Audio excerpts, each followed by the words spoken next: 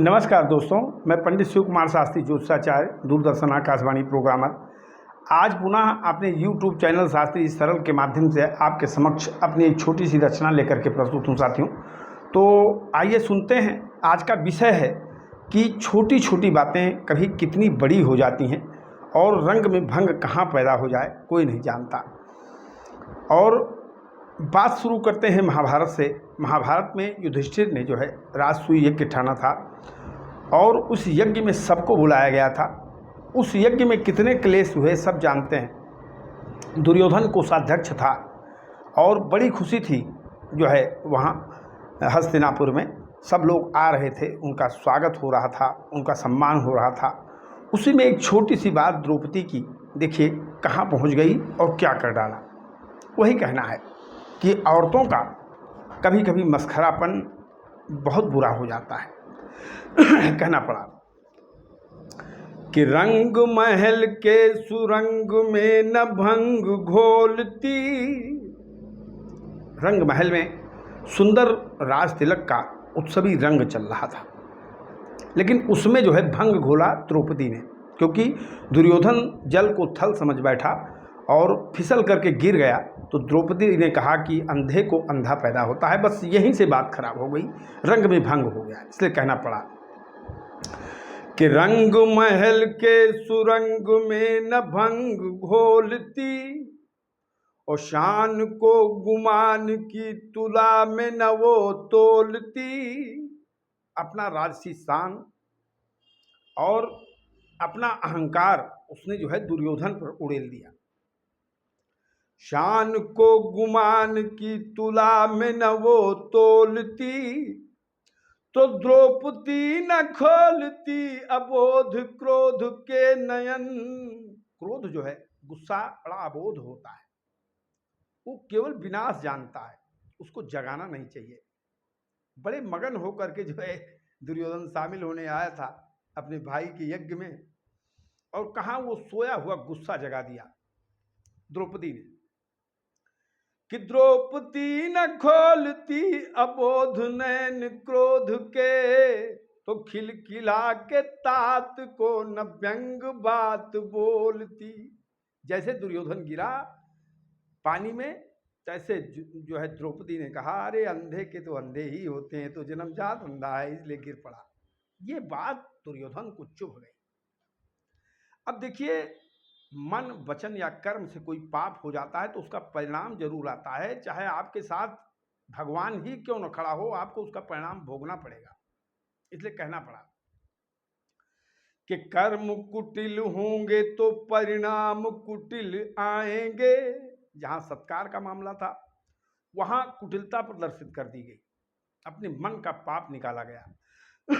तो कर्म अगर आपके कुटिल हैं तो परिणाम भी उसके कुटिल ही आएंगे, ये निश्चित है। आज नहीं तो कल आएगा, लेकिन आएगा। कर्म कुटिल होंगे तो परिणाम कुटिल आएंगे और कुटिल है आशीष तो प्रणाम कुटिल आएंगे। अगर आपका आशीर्वाद, आपके आशीर्वाद में आपका श्राप भरा हुआ है अंदर से, तो प्रणाम के पीछे भी परिणाम छुपा हुआ है, ये भी समझ लीजिएगा कि कुटिल हैं आशीष तो प्रणाम कुटिल आएंगे। और के संग खड़े हों भले ही वासुदेव चक्रधर। भले ही कुटिल लोगों के साथ में भगवान स्वयं क्यों न खड़ा हो, लेकिन रोप कर बबूल सरल आम नहीं खाएंगे। रोप कर बबूल सरल आम नहीं खाएंगे। अगर कुकर्म करेंगे, कुटिलता करेंगे तो इसका दंड मिलेगा, क्योंकि कुकर्म और कुटिलता, छल और कपट, ये सब एक ऐसा पेड़ है जो बबूल के कांटे लेकर के निकलता है, उसमें स्वादिष्ट फल नहीं लगते साथियों। इसलिए कहना पड़ा कि रंग महल के सुरंग में न रंग भंग घोलती और शान की गुमान, शान को गुमान के तुला पे न वो तोलती। द्रौपदी न खोलती अबोध क्रोध के नयन तो खिलखिला के तात को न व्यंग बात बोलती। और जब बोल दिया तो पांडवों के साथ भगवान कन्हैया खड़े थे, लेकिन महाप्रलय नहीं बचा पाए।